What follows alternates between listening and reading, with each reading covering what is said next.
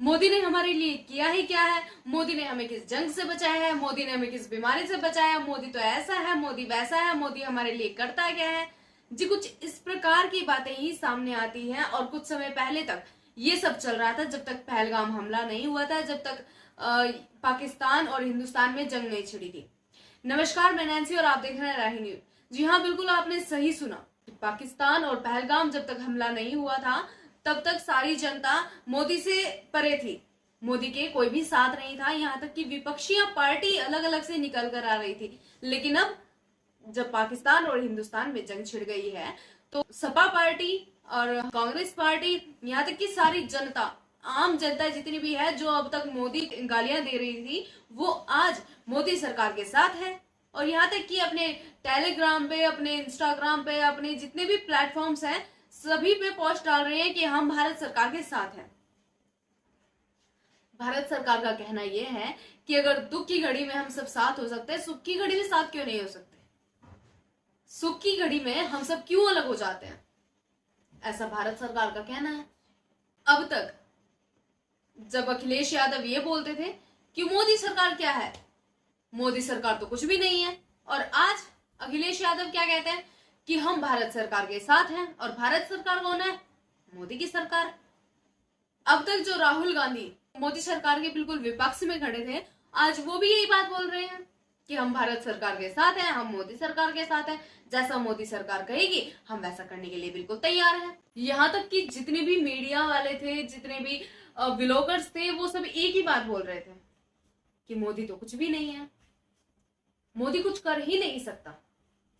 और यहाँ तक कि सरकार ने जब G20 का आयोजन किया था तब वहां पे अलग अलग देशों के, जब वहां पे प्रधानमंत्री, वहां के मुख्यमंत्री जब आए थे, उसमें जब जॉर्जिया मेलोनी आई थी तो उसमें मोदी ने उनसे हाथ मिला लिया था। उसी वीडियो पर मोदी सरकार को अलग अलग तरीकों से ट्रोल किया गया। कहीं उनको हक करते हुए ट्रोल किया गया, कहीं उन्हें हाथ पकड़कर चलते हुए ट्रोल कर दिया गया, यहाँ तक कि उनकी गर्लफ्रेंड तक मेलोनी जी बना दिया गया। अब ऐसे में हिंदुस्तान और पाकिस्तान में जंग छिड़ गई है, तब सबके फोन्स में स्टेटस भी लग रहे हैं, स्टोरीज भी डल रही हैं कि हम भारत सरकार के साथ हैं, हम भारत सरकार का पूरा साथ देंगे, हम भारत सरकार का सहयोग करते हैं। तो ऐसा क्यों हो रहा है? या तो हमें सुख की घड़ी में भी साथ रहना चाहिए अगर हमें दुख की घड़ी में साथ रहना है। अब तक तो सब मोदी सरकार से बिल्कुल दूर दूर भाग रहे थे, और आज जब जंग छिड़ चुकी है तो सब मोदी सरकार के पीछे हो गए हैं। फिर हम वही बात कर लेते हैं ऑपरेशन सिंदूर। ऑपरेशन सिंदूर मिशन का नाम क्यों रखा गया? उसके पीछे भी बहुत बड़ा लक्ष्य है, और मैं आपको बता दूं कि ऑपरेशन सिंदूर मोदी ने ये नाम दिया है। इस ऑपरेशन का नाम कुछ भी हो सकता था, लेकिन इस ऑपरेशन का नाम सिंदूर इसलिए दिया गया क्योंकि जब पहलगाम हमला हुआ तब वहां पर पुरुषों को मारा गया और महिलाओं को छोड़ दिया गया। और जब महिलाओं ने अपील की कि जब हमारे पुरुषों को, हमारे पतियों को मार दिया है तो हमें भी मार दो, हमारी भी जान ले लो, हमें ही क्यों बख्श रहे हो, तब आतंकवादियों ने कहा कि हम तुम्हें नहीं मारेंगे, तुम जाकर के अपनी सरकार को बताओ। महिलाओं ने आके सरकार को बताया। अब जब सरकार को ये दिखा कि मेरी वजह से, मेरा नाम लेकर के कुछ हिंदू पर्यटकों को मारा गया है, वो भी धर्म पूछकर, उनका नाम जानकर कि तुम हिंदू हो या मुस्लिम, ये जानकर के जब उनकी मृत्यु की गई, उन्हें मारा गया, उन पर हमला किया गया, तब मोदी सरकार को फैसला लेना ही था। और जिन पत्नियों के सुहाग उजड़े हैं, जिनका सिंदूर उजड़ा है, जिनका सिंदूर उनसे, उनके माथे से हट गया है, उनके लिए लड़ाई लड़नी ही थी मोदी सरकार को। तो इसलिए इस ऑपरेशन का, इस मिशन का नाम ऑपरेशन सिंदूर रखा गया। मोदी सरकार ने ट्रेलर दिखाते दिखाते पूरी पिक्चर दिखा दी, लेकिन इस बात की किसी को भनक तक नहीं लगी। मोदी सरकार ने जहां निर्देश दिए थे कि मॉक ड्रिल का अभ्यास कराया जाए, बच्चों को, बुजुर्गों को, हमारी जितनी आम जनता है, सभी को ये अभ्यास कराया जाए कि अगर युद्ध छिड़ता है, कहीं से गोलाबारी होती है, तो ऐसी सिचुएशन में हमें करना क्या है। और उसी बीच जब पाकिस्तान का ध्यान वहां गया, वो लोग तो, हिंदुस्तान वाले तो अभी मॉक ड्रिल का अभ्यास कर रहे हैं, तो हमें अभी थोड़ा समय मिल गया है। लेकिन वहीं रातों रात मोदी सरकार ने उधर फैसला सुना दिया कि गोलाबारी कर दी जाए, मिसाइलें छोड़ दी जाए, तो वहीं 9 आतंकियों के ठिकानों को तबाह कर दिया गया। वहीं कई मस्जिदों को, जो पाकिस्तान की जानी मानी मस्जिदें हैं, उनको तबाह कर दिया गया और पाकिस्तान सोचने में रह गया।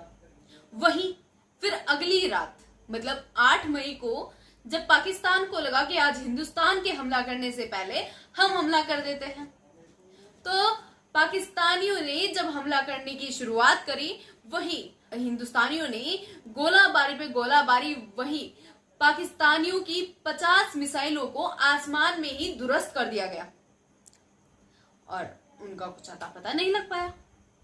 यहां पर भी हिंदुस्तान की जीत हो गई। वहीं अब बताया जा रहा है कि पाकिस्तानियों ने जब मिसाइलों की बौछार करनी शुरू की, तो कहां कहां पर मिसाइलों के जो कुछ फुटेज हैं, जो वहां के नागरिकों ने सोशल मीडिया पर अपलोड किए हैं, तो उनमें से अवंतीपुरा, श्रीनगर, जम्मू, पठानकोट, अमृतसर, कपूरथला, जालंधर, लुधियाना, आदमपुर, भटिंडा, चंडीगढ़, नाल, फलोदी, उत्तरलाई और भुज में इन जगहों से, इन 15 जगहों से कुछ फुटेज सामने आए हैं जिनमें मिसाइलें आती दिखाई दे रही हैं और इधर से जाती हुई। और साथ ही ये भी दावा किया जा रहा है कि 50 जगह पाकिस्तानियों ने मिसाइलें छोड़ी हैं, ये सोचकर कि अगर मान लो हम एक जगह छोड़ते हैं, 2 जगह छोड़ते हैं, 3 जगह छोड़ते हैं, तो हिंदुस्तानी इधर उधर उनका ध्यान भटक जाएगा, इसलिए उन्होंने 50 जगह छोड़ी। लेकिन पाकिस्तानियों को इस बात का ज्ञान नहीं कि हमारी जो भारत सरकार है वो इतनी होशियार है कि उन्होंने चारों तरफ जाल बिछाया हुआ है कि जिधर से भी मिसाइलें आएंगी और इधर से ही तुरंत उन मिसाइलों को ध्वस्त किया जाएगा। साथ ही आपको बता दे, हिंदुस्तान अगर पाकिस्तान को कुछ भी दे, या तो पूरा देगा या फिर कुछ भी नहीं देगा। अब वही हम बात करें सिंधु जल के, तो वही पहले मोदी सरकार ने उसको स्थगित कर दिया, उसको बंद कर दिया, पाकिस्तानियों को पानी नहीं दिया, पाकिस्तानियों को प्यासा मार दिया, उनके पास एक भी बूंद पानी की नहीं बची। और जब हिंदुस्तान मतलब भारत सरकार को लगा कि शायद अब पानी दे देना चाहिए, तो भारत सरकार ने उनको पूरा पानी दिया। अब उनकी मर्जी है, वो चाहे उसे बाढ़ के तौर पर ले या भारत सरकार की तरफ से उसे पानी के तौर पर ले। साथ ही बात कर लेते हैं असदुद्दीन ओवैसी की, जो कि पहले भारत सरकार हिंदुत्व के बिल्कुल खिलाफ थी, सख्त खिलाफ थी, उन्हें उनका नाम तक बर्दाश्त नहीं था, पर आज वो मुस्लिमों के खिलाफ हो रही है, आज वो भारत सरकार की तरफ है। जैसे कि मैंने आपको भी बताया कि जो लोग भारत सरकार मोदी के खिलाफ थे, आज वो मोदी के पीछे पीछे चल रहे हैं कि जैसा मोदी जी बोलेंगे वैसा हम कर लेंगे। अब वही अगर हम इस बात को बोले कि ओवैसी साहब पहले बोलते थे कि मोदी क्या है, मोदी क्या कर सकता है, हिंदुत्व क्या है, हिंदुत्व तो कुछ है ही नहीं, जो कुछ है मुस्लिम है, एक दिन हिंदुस्तान पर मुस्लिमों का कब्जा होगा। अब ऐसा क्या हुआ कि ओवैसी साहब ने पाकिस्तान मुर्दाबाद के नारे लगाने शुरू कर दिए। ओवैसी साहब अब अपने हर एक ट्वीट में, अब अपने हर एक पोस्ट में मुस्लिमों के खिलाफ बयान दे रहे हैं। ये तो दल बदलू वाला काम हो गया। अब तक तो बिल्कुल मोदी के खिलाफ थे कि मोदी कुछ नहीं कर सकता, मोदी ये है, मोदी वो है, और आज जब हमारे ऊपर नौबत आई है कि शायद अब हमें लगता है कि हमें मोदी सरकार के ही पीछे होना चाहिए, तो अब सारी जनता, सारी पार्टी, वो सब मोदी के पीछे हो चली है। ऐसी खास जानकारी के लिए बने रहे हमारे साथ। नमस्कार।